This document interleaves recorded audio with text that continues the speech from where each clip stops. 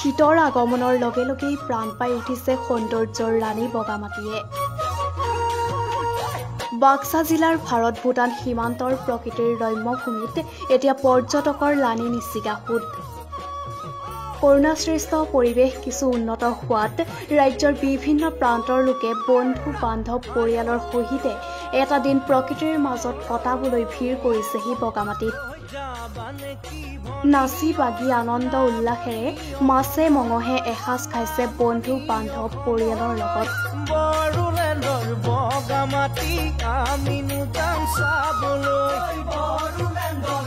ভূটান পাহাৰৰ পৰা বৈ অহা বৰ নদীৰ নিৰ্মল জলৰাশি আৰু চৌদিশে আৱৰি থকা পাহাৰৰ সেউজীয়াই আপোন পাহৰা কৰি ৰাখিছে সকলোকে।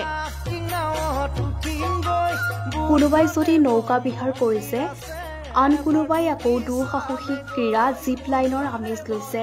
মুঠতে পৰ্যটনৰ সকলোখিনিয়েই উপলব্ধ বগামাটিত।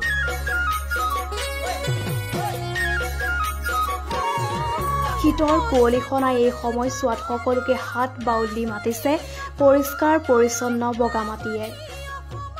সেয়েহে এতিয়া পৰ্যটকে ভিৰ কৰিছেহি এই বগামাটিত।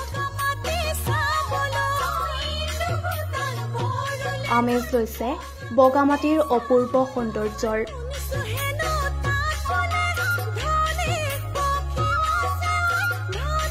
Bureau report, any Bharat.